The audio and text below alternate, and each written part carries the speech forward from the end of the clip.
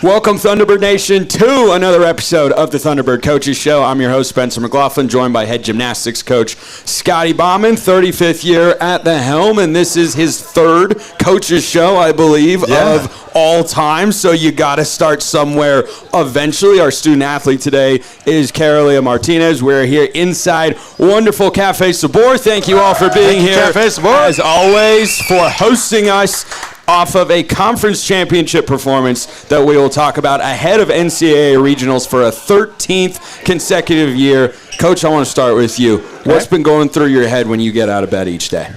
Well, you know what? Sometimes it's better to win ugly than to lose great. And, you know, the conference championships, that was not a pretty win for us. We really had a bad rotation there in beam.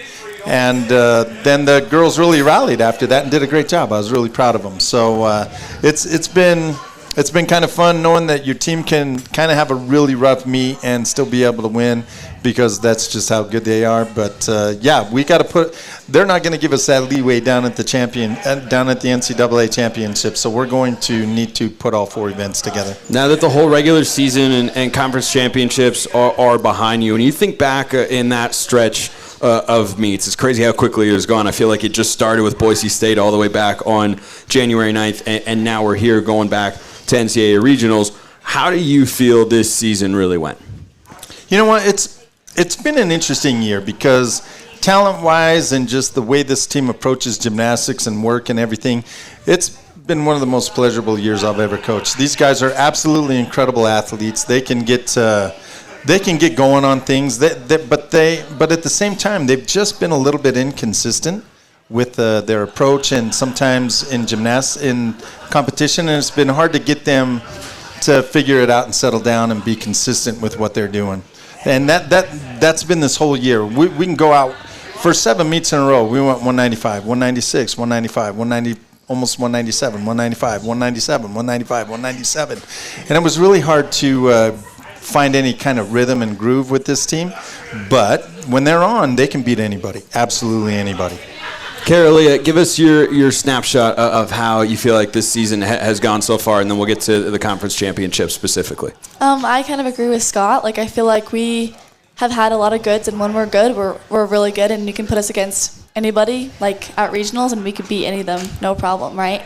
We have had a little bit of difficulties with consistency, but we've had a team of competitors that a lot of them, this is their first year competing, right? So they're just kind of figuring out a lot of things, but I think that we, going into regionals, are going to kill it, and we have the capabilities to do everything. We have all the kicks and the jumps and the flips and whatever you need, we're capable of that, so I think that we're going to do it at regionals. Scotty, I do have to say, the Flippin Birds is probably the best moniker for any team in any sport anywhere. I don't think there's a more appropriate nickname for any particular team. But Carilia, go back to the conference championships. You guys have the lead after the first couple rotations pretty solidly. The third rotation comes through, doesn't go the way that you're hoping for. All of a sudden, it's competitive going into that final rotation where you were part of that floor lineup that delivered a fourth straight conference championship, which is worthy of recognition, by the way, because it's an amazing achievement. Yep. What was the mindset for you in the floor lineup when you had just a 1/10 lead going into that final rotation? I mean, floor is our event, right? We're ranked like 20th or something in the nation. Like, I think floor is where we really bring the confidence and we bring the energy, and we are most consistent this year. So I think there wasn't a doubt in our mind going into floor that we were just gonna kill it. And I think that our team is really good at fighting when we need to. So we knew we needed to fight, and we just kind of put it all out there. Yeah. Scotty, same sentiment. Never a doubt. All the confidence in the world. No negative thoughts at all. No, none of them crept in. Right. If we're within a few tenths of anybody, even if we're behind and we're going to floor, we have a very good shot of winning that meet. So that's just how good our floor team is. They've been that good all year long. And if you just look at the last probably 8 or 9 meets, we'd probably be ranked in the top 15, top 12. That's how good they are, because they've averaged like a 49.4 over the last 7 or 8 meets. So that's kind of where the team's at, and going into. But the good thing at regionals is we get to start on floor. So we're going to start on our best event and our most consistent event.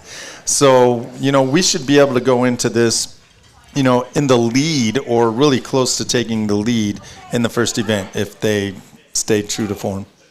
What did it take for this team to come together in the way that it did to have this conference championship season once again, where you guys are dominating the MPSF weekly awards and Gymnast of the Year and all of that sort of stuff? Yeah, just a lot of effort on everybody. I think it was just such a shame that Jamie and Jeff didn't get the Assistant Coaches of the Year, because they truly deserve it every year. They're just that good. And, but Naya taking the Gymnast of the Year and Berlin taking for the third year in a row, and Berlin taking the Freshman of the Year, and that's the third year in a row an SUU athlete has done that as well. Just speaks volumes to the athletes we have coming in every year when we can get the Freshman of the Year every year, and just how good Naya has gotten over the last 3 years when she's the Gymnast of the Year. But it was really fun going into that meet the last 2 years, because Amelia Moneymaker and Naya Randolph are two of the best all-arounders in the entire country going at it. And that's the second time at that conference championship meet that Amelia has edged out Naya in the last rotation. And she got a 9.9 on beam and deserved it. And Naya got that 9.8 on floor, or 7 on floor. 9.8. 9.8 on floor. And that was the difference. So it came right down to that last thing. So, Carilia, what is it like to be a teammate with Naya Randolph, and how she just sets such a high standard every single week? It's the best. Naya is an incredible person, along with a teammate and a gymnast. Like, she sets such a great example of what it means to be coachable. If she makes a mistake, if she ever does, because she hardly does, she learns very quickly, and she's able to kind of put that to the side and move on to the next event or to the next competition. So it's really she's been a huge part of our team, and so I'm grateful to have her there. When it comes to smiles, Thunderbird fans know who to trust: Webster Orthodontics, the preferred orthodontist of SUU athletics. They're the reason Thor the Thunderbird has that beautiful game day grin, and they can do the same for you. Whether it's braces or Invisalign, Webster Ortho provides personalized care and outstanding results, proudly supporting SUU athletics and our community. Visit WebsterSmiles.com today to schedule your consultation. Webster Orthodontics. Show off that Thunderbird smile. Scotty, how has it worked for you and Jeff and Jamie on the recruiting side to be able to bring in gymnasts that can compete right away? I mean, 3 straight, regardless of what league you're talking about, and I know the MPSF has been a good conference over the last few years, 3 straight Freshman of the Year honors. What does that take as a staff? that takes a lot of work. Recruiting, that's just something that you never stop doing. It goes on 24/7, honestly, because our team is from all over the country. You got East Coast kids, West Coast kids. So you're doing these recruiting calls all day long, every day, and you're doing emails, hundreds of them. So it just, if you want to get athletes here at this university, you've got to put in a lot of effort. And I think that's one thing we do as good or better than any school out there is our recruiting. That's just, it's been honed over time, 35 years with Jeff and I together, and he's our recruiting coordinator, and he does a good job of triaging those athletes so that we know who we really, really want. Last time that you were on the show, we heard probably the greatest recruiting story of all time when Riley Miller explained that Jeff had to mute the phone because he was choking on a piece of chicken, and she thought that he was just ghosting him. Does it amaze you sometimes he's able to pull in such talented athletes all the time? Oh, I know, and Riley's killing it this year. But it doesn't surprise me at all. Jeff went to Iowa, Penn State. He was the head coach at Utah State, so he knows the game. He knows how to do this stuff. So he has a really good eye for talent, and you can tell based on our team. And he's fun to coach with. He's the most laid back, easygoing guy you've ever seen. So he's pretty good at recruiting. He knows what he's doing. We're very lucky. Sorry, Carilia, what do you like most about Jeff as a coach? Oh, what's not to like about Jeff? God. Jeff just has the most positive energy ever, and he's just always laughing and always giggling and always trying to pull that out of you. And really, you can tell that he has so much confidence in this team, and he loves every single day that he's there. So. That's awesome. Scotty, any final thoughts on the gymnastics that we've seen and watched and enjoyed throughout the entire season before we really move things to regionals? If you look at our high scores and you look at everything athletes have accomplished, like Carilia, this is her first year competing floor for us, and you've scored a 9.925, haven't you? That's unreal. That's first time. Kara was able to do an exhibition routine last year, and the beautiful thing about that routine is that her dad got to see her do it, and this year she's been a competitor for us all year. That routine really helped athletes like Carilia and Riley and some of those girls that are starting to move more into those lineups regularly. That was one of the best things that we could do, just give them a little bit of experience that way. I really don't do exhibitions at Southern Utah, but when we're on the road, we'll do them all day long. I just don't like our crowd to have to go through that. So, but it really does do some good things for the athletes. I'm looking forward to what this team can continue to grow into, because they're, if all goes well, we're really not going to lose any routines for next year. And we gain probably 7 or 8 very solid routines too. And we get Brindley Christensen back. And Brindley Christensen's one of the best all-arounders in the country. So this team's only going to get better. But as far as this year goes, it was what it was. We were so good, we were so mediocre, and then so good. But this team, I know this team, when they get punched in the nose like we did at conference, they're going to come back. They're going to come back swinging. And I know I said that last time, and then we did conference. But this team, they're funny. And if you watch them practice this week, they've been on their game. They look very serious. What's been the message to your team going into regionals? And why don't you give people the baseline information for when it is, where you guys are going, who you're competing against? Why don't we start with that, and then we'll dive into the details. All right. First, we're going against Georgia, Michigan, and Georgia's ranked. I don't know what Georgia's ranked. Six. Michigan State is 11th, and then BYU, and they're 21st or something like that. 22nd. So we got 3 teams that within the last few years we've been able to beat. We met Georgia at the regional championships down at Auburn in 2022, and we were able to beat them. And then we met Michigan State a couple of times, and we met them in the regionals, I believe, in Corvallis a few years back, and we were able to beat them there. And BYU is a team that we have notoriously good competition with. So these are all teams we've competed with, and we have been able to, beat in the past. So it just depends on which SEU team shows up. And if our relaxed, let's have some fun team shows up, those guys they're in for a battle. Carilia, how do you and the rest of your teammates going into an opportunity like this to compete in the NCAA tournament, how do you get to that fun, relaxed mentality to go out there and have your best gymnastics ready? I think, honestly, like right now, we're going in as the underdogs, right? We're ranked the lowest, which means we have an opportunity of a lifetime because we have nothing else to lose, right? So I think that going in with the mind frame that we have nothing to lose, so might as well put it all out there. It really helps us kind of calm down and enjoy it. I also think, like he said, starting on the floor brings so much energy and so much excitement and just joy that's when we do our best gymnastics, and hopefully we can carry that energy on throughout the rest of the competition. Did you talk to the right person on that one, Scotty? Did you give him a little nudge and be like, hey, can you start us with the floor lineup, or is that just luck of the draw? That was that's how it ended up. So the top team, like in our conference, gets to pick the event they start on, and we always pick vault. And so the top team, Georgia, picked vault. So it went down in order, and then the event that was left was floor, which we're thinking, okay, that's to our advantage. So it'll work out. That's going to work out really good for us. I would have picked bars or floor anyway. So either one of those, especially on the road. I like starting on bars on the road, but if we don't get bars, I like floor. What do you like about starting on the road with bars? Just because that's what we always do. We always start on bars.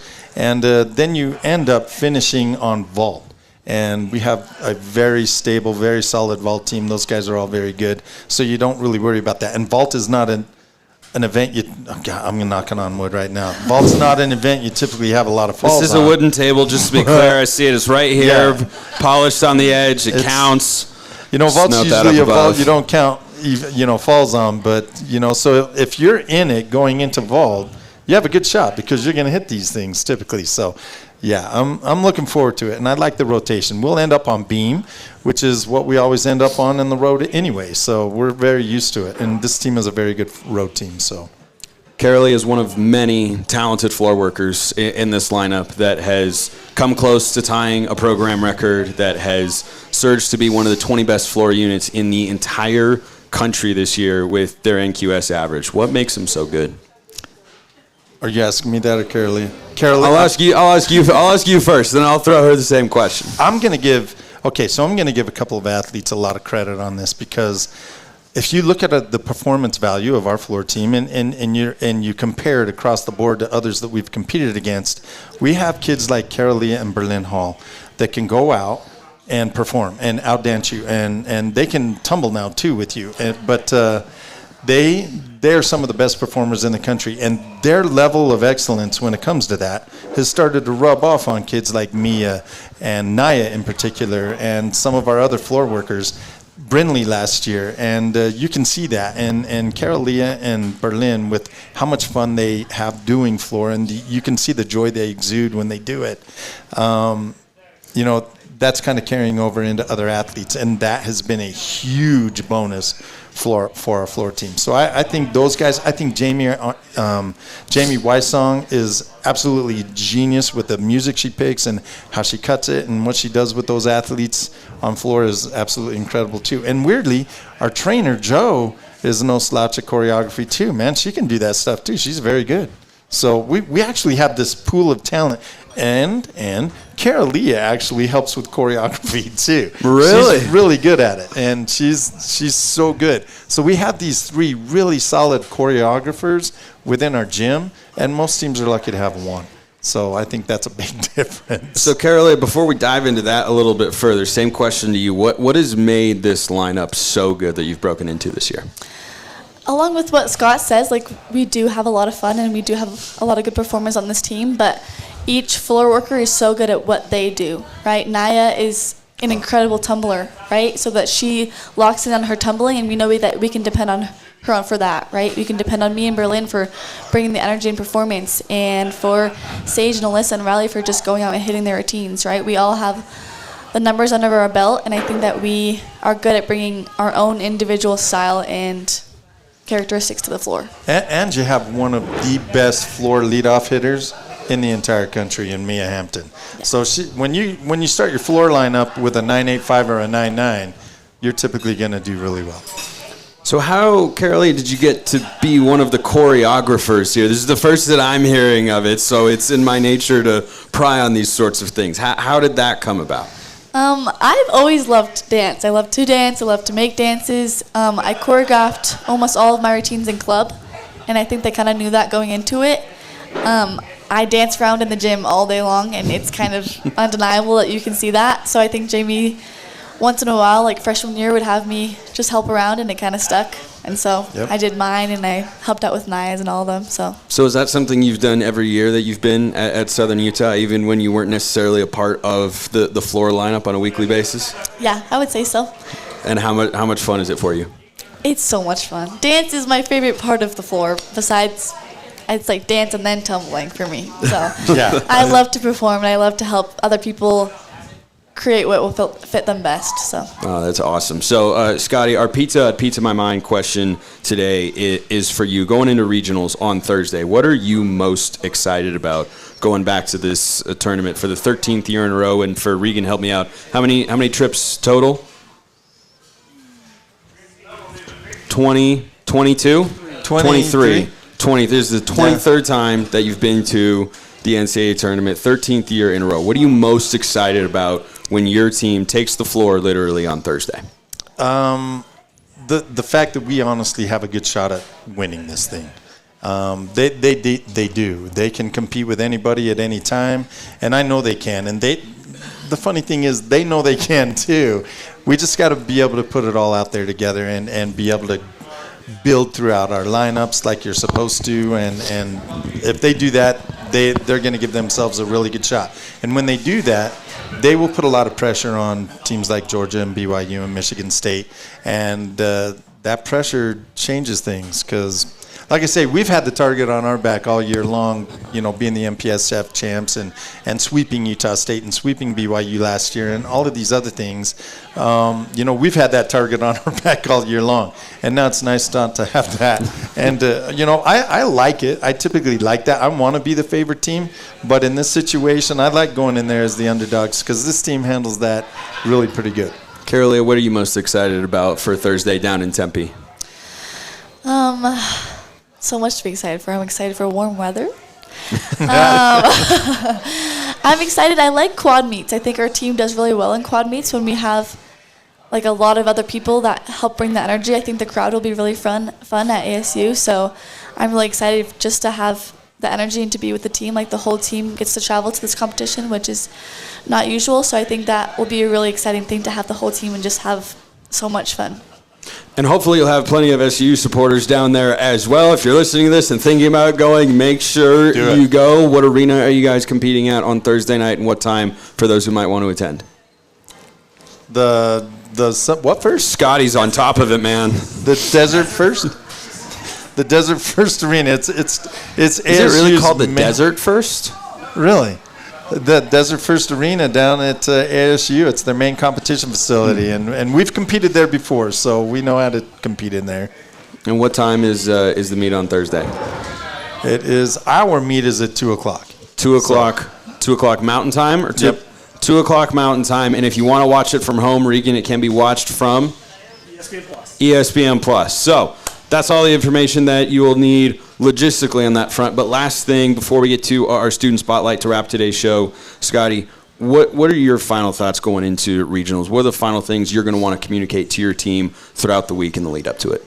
Okay, what we've been trying to focus on this week is just relax, have fun, enjoy what you're doing, and let the cards fall where they're going to. Because when this team settles down and kind of gets out of their way, they are ferociously good, and you can see that in practice. Regan was in practice. Tom was in practice today and watched our vault team go over there and kill it. So, and this team can be very good, and I think they've made that choice. I know they have. They're going to go out there and they're going to do great. So they're going to be awesome. Ernie's is more than just a gas stop. It's your one-stop spot for fuel, fresh food, and friendly service. With locations across southern Utah, including one right here in Cedar City, Ernie's makes it easy to fill up and fuel up. Don't forget, Ernie's is home of the world-famous chicken strips, a local favorite that keeps fans coming back. Proudly supporting SUU athletics and proudly serving our community. Stop by Ernie's in Cedar City today. Yeah, I think everybody's really excited to watch once again. So that brings us to our final segment today. That is our Visit Cedar City Brian Head Student Spotlight. Carilia Martinez is here with us, as you all have heard. But we're going to know everything that there is to know about you by the end of this show. Are you prepared? Oh, goodness. Oh, yes. Everything that we'd want to know and is relevant. I mean, we're not going through the entire life story, but we'll hit all the key points of it, of course. So start with your year in school, your hometown, your major, and why you chose SUU. Okay. I'm a junior in school. My major is exercise science. I'm from Lehigh. I grew up on the East Coast, but I went to high school in Lehigh. SUU has actually always been my dream school, which I know can be surprising to a lot of different people, but SUU has always been my dream school, and I got offered, and I was like, absolutely yes. Like, the environment is perfect, the academics, and it's beautiful to live here, so it all kind of fell in place for me. Where did you live on the East Coast before you moved to Lehigh? So I was born in New York, raised in Pennsylvania. How long were you there for? Till I was 12. Do you like Utah or the East Coast? I like Utah better. That is the right answer. People are way nicer here than they are on the East Coast. That is 100%. That's what every kid from the East Coast says. You don't have to have lived on the East Coast to know that. You just have to go there for an hour. Yeah. And talk to anybody. Just the JFK airport. Yeah, that'll do it. Yeah, I mean, you find a lot of people there now, but most of whom are probably frustrated and stuck. But so when you moved out here, obviously living in Utah puts SU on your radar, but was SU on your radar from the time you were a kid all the way back in New York? Yes. So obviously the goal when you're a little teeny kid is the Olympics, right? But when you start to realize that's not necessarily what you want to reach for, then SUU is kind of always up there for me. That's awesome. Scotty, it appears you have done a masterful job of marketing your program to have broad national appeal. I love it. To poll kids from all over the country that you've got a dream school for a kid from New York. When did you start in gymnastics back home? And obviously I assume you continued once you got to Utah. What was your earliest gymnastics memory? That's a great question. So me and my sister actually started together when I was 6, and my mom just bought us like a library book that had a bunch of different gymnastic skills in it, and we went and read the book and we could do everything in it. And so we went and tried one gymnastics class, and they accidentally put us in a team class instead of a rec class. And the owner of the gym came up to us and was like, "You need to stay forever. Like, you could do everything, and you guys were good." So we're like, okay, this is fun. It's not ballet, but it's fun. So you were, just so I have this straight, you were accidentally put into competitive team gymnastics. Just the first trial day, yeah. That's awesome. And then that fueled just your entire life through up until this particular point. Everything just kind of fell into place. So. I would certainly say so, as an accident has just had the best life change imaginable for you. That's awesome. So when you were growing up, at what point did you decide that college gymnastics is what you wanted to do? I would say probably at like 10 or 11, I would say. You start to learn pretty quickly in gymnastics the difference between the college path and the elite path for the Olympics, which I ended up doing a little bit later for Puerto Rico, but it's a lot of hours and it's kind of your whole life. So I decided I wanted, like a life and gymnastics, and that's best of both worlds in college. So that's awesome, Scotty. I heard a chuckle in there. It sounds like there was a thought that wanted to be aired. The elite path it's brutal, and that's not for everybody, and that weeds out so many great athletes. I wish that less would try to do that and focus more on college, and I think that's what you're starting to see now. But it's really cool because she's competed for Puerto Rico, and Maria Ferguson has competed for Trinidad, and then Trista has competed for the United States, and then Vinciane is competing for France this summer. So we got a really good group of kids that have represented 4 different countries now. And Canada, too. Oh, yeah, we got Canadians that have represented Canada on the international scale, How'd you overlook Canada? Oh, my gosh, I know there, I love Scotty? those 2 Canadians, too. Gosh, just because we got them in gold medal hockey match, you just forget about them completely? I know, right? Gosh, I know, I feel bad. That's shallow. That's absolutely... No, I'm kidding. No, I can't forget about Riley and Marissa. No, I absolutely not. So, Carilia, other than Cafe Saborsons, you've gotten here to Cedar City, obviously. What have been some of your favorite places to eat here in Cedar? Besides Cafe Sabor, obviously, Johnny Max has been a big hit for our team. I think we go to Johnny Max after a lot of meets. Me and my roommates. That's got one raise the roof, 2 raise the roof of support big with our live crowd here. My roommates also love Jimmy John's. We're a big Jimmy John's family. I'm big on the efficiency of Jimmy John's. That's a classic pre-broadcast meal for me because it's quick, efficient, and it's not going to be not going to be too heavy. So I respect that pick. When you are not practicing or working on gymnastics or hanging with teammates might be one of the things, but when you're not doing gymnastics, what do you like to do? I do like to dance, and right now I just got a job at a dance studio, so I'm helping little dancers. I also love kids, and so I work at a daycare helping kids all day long, doing all the things that you could imagine kids need and would love to do. I love the outside, and this is a perfect place to do it, is Cedar City. So camping and all that fun stuff. But, yeah. So you're competing, you're going to school, you're working at a daycare, and you're working at a dance studio. Yes. Is that like a 3-hour sleep schedule, 4, maybe 5 on some nights? On a good night. You got to balance it well. And all these people have been really helpful with, they know that my priorities are my academics and my gymnastics. So they've kind of been on the side burners, but... When you say all these people, meaning your coaching staff? Yeah, and as well as, my bosses and everybody else, Yeah, that's awesome. What have you liked most about being here in Cedar City the last few years? There's so much. Besides the team, which isn't just, in the gymnastics room, the team goes everywhere else together. They do. But I would say, living in this beautiful place, the mountains are literally 4 minutes from my house. So I think there's so much to do outside that I love living here. What's been your favorite part about being a T-Bird so far? actually how small campus is. Like, everybody knows everybody, and that's really cool. And you get to talk to your professors, and people know you. Like, hey, you're on the gymnastics team, and hey, you're on the softball team, and hey, you're in my class. Come to this competition, and they do. And it's really fun to be a part of a small town university. What's your biggest goal for the upcoming regionals? To enjoy everything I can. Mentally, that's my goal. Physically is probably to tie or to beat my career record of a 9.925. So. Awesome. You like that, Scotty? Setting the bar, I love it. Setting the bar high.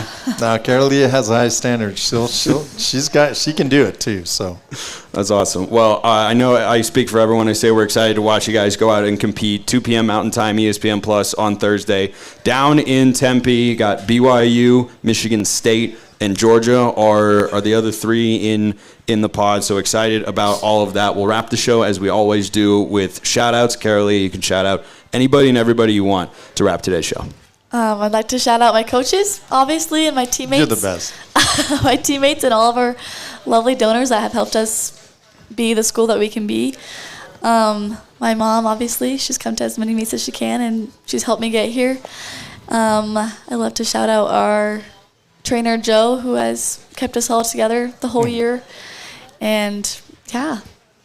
Awesome. Scotty, you want to wrap with any shout outs? Yeah, I want to shout out a lot of the same people, man. Our donors, they're amazing, and they make this all possible, to be honest. And Joe, our trainer, you're right. She doesn't get enough credit. Jeff and Jamie, they're incredible, and our entire staff, Megan and Kitchen and Kylie, they're absolutely amazing. They're second to none. Our dogo, Stephanie, she's the best, and Regan, it would be hard. He told us he wasn't coming to this, and we all panicked. Oh, boy. The whole team was like, what? You better figure it out. You better figure out how to get down there. So he was able to do it, and then it's going to be a pain on his butt, but he's coming down there with us, and we are all very thankful. So, and always our physical plant and our grounds crew, our university is beautiful because of those guys, and they just, we had an emergency situation, and we needed to get our floor squared, and Jeff and I do not have that capability to do that. So we called the physical plant guys over, and they came over with these lasers, and it was all done in like 10 seconds. And we're like, and it was perfect. It was measured out perfectly. In fact, the meet referee that had to measure all of this stuff, she's like, I've never seen a floor like this. It was actually square. And so, huge shout out to those guys. They're absolutely amazing, and they saved our butts, because it would have been embarrassing if Jeff and I would have tried that. It would have been terrible. Yeah, I think everybody's better off that you just stick to the coaching part of it and leave everything else, and we'd all be lost without Regan, of course. Awesome. Well, thank you both for being here. Thank you all for being here in person inside Cafe Sabor. That'll do it for this episode of the Thunderbird Coaches Show. We'll see you next time. Until then, have a wonderful rest of your day. Thanks, guys.